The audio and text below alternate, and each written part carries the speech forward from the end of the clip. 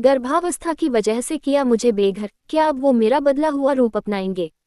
मैंने कभी नहीं सोचा था कि जिस घर को मैंने अपना समझा, वहीं से एक दिन मुझे निकाल दिया जाएगा, वो भी तब जब मुझे सबसे ज्यादा सहारे की जरूरत थी। मेरी शादी प्यार से नहीं, बल्कि परिवार की मर्जी से हुई थी, और शुरू से ही मेरा ससुराल मुझसे कुछ खास खुश नहीं था। सब कुछ ठीक ही चल रहा था, लेकिन जब मैंने उन्हें बताया कि मैं मां बनने वाली हूं, तो उनका रवैया अचानक बदल गया। जहां मैं एक पत्नी और बहू थी, वहीं अब मैं एक बोझ बन गई थी।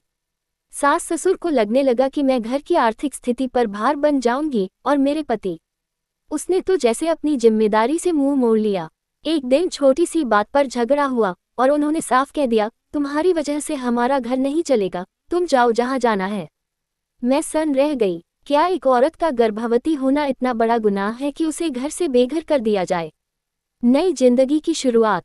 मैं अपने माता पिता के घर भी नहीं जा सकती थी, क्योंकि उन्होंने पहले ही मुझे कह दिया था कि अब वही तुम्हारा घर है।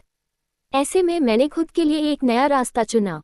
किसी तरह नौकरी ढूंढी, अपने पैरों पर खड़ी हुई, और अपने बच्चे को जन्म दिया। धीरे धीरे मेरी मेहनत रंग लाने लगी।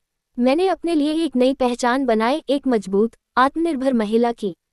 समय बीतता गया, और अब वही लोग, जिन्होंने मुझे घर से निकाला था, मुझसे वापस जुड़ने की कोशिश कर रहे हैं।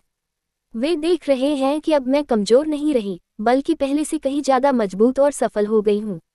लेकिन क्या वे मुझे सच में अपनाना चाहते हैं, या ये बस उनका पछतावा है?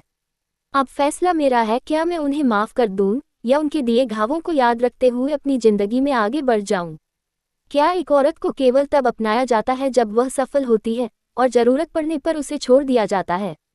आप क्या सोचते हैं, क्या मुझे उन्हें दोबारा अपनी जिंदगी में आने देना चाहिए, या अपने रास्ते पर ही चलना चाहिए?